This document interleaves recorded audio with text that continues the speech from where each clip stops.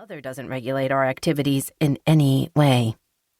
Sometimes I feel like I'm Chris's babysitter, too. The only one in this car I don't have to babysit is Jonah, but that's not because he doesn't get drunk or high. He just seems to maintain a level of maturity, despite whatever substances might be running through his system. He has one of the most consistent personalities I've ever encountered.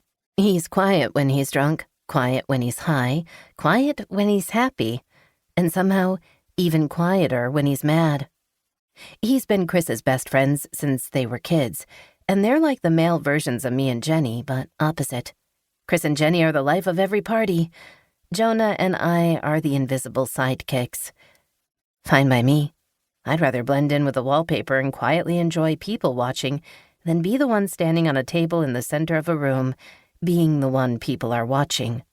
"How far out is this place?" Jonah asks. "About 5 more miles," Chris says. "Not far. Maybe not far from here, but far from our houses. Who's driving home tonight?" Jonah asks. "Not it," Jenny and Chris both say at the same time. Jonah glances at me in the rearview mirror. He holds my stare for a moment, and then I nod. He nods too. Without even speaking, we've both agreed we'll stay sober tonight. I don't know how we do it, communicate without communicating, but it has always been an effortless thing between us. Maybe it's because we're a lot alike, so our minds are in sync a lot of the time. Jenny and Chris don't notice. They don't need to communicate silently with anyone because anything and everything they need to say rolls off the tips of their tongues, whether it should or not. Chris grabs my hand to get my attention. When I look up at him, he kisses me. "You look pretty tonight," he whispers. I smile at him. Thank you. You don't look so bad yourself. "Want to stay at my house tonight?" I think about that for a second, but Jenny spins around in her seat again and answers for me. She can't leave me alone tonight. I'm a minor about to spend the next 4 hours ingesting a lot of alcohol and maybe an illegal substance. Who's going to hold back my hair while I vomit in the morning if she stays at your place? Chris shrugs. "Jonah?" Jenny laughs.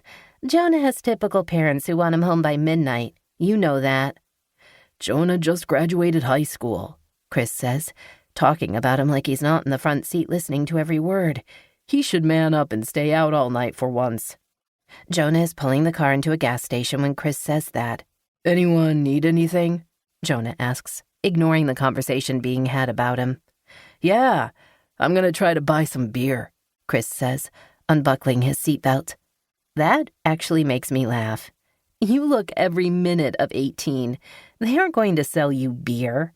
Chris grins at me, taking that comment as a challenge. He gets out of the car to go inside, and Jonah gets out to pump gas. I reach into Jonah's console and grabs one of the watermelon Jolly Ranchers he always leaves behind. Watermelon is the best flavor. I don't understand how anyone could hate it, but apparently he does. Jenny unbuckles her seatbelt and crawls into the back seat with me. She curls her legs beneath her, facing me. Her eyes are full of mischief when she says, "I think I'm going to have sex with Jonah tonight."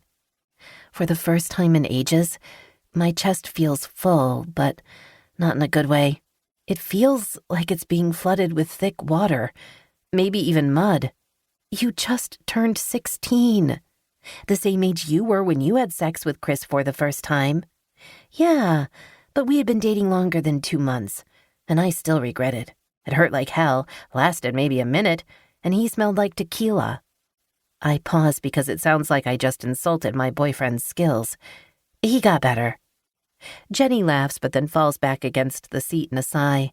I feel like it's commendable that I've held out 2 months.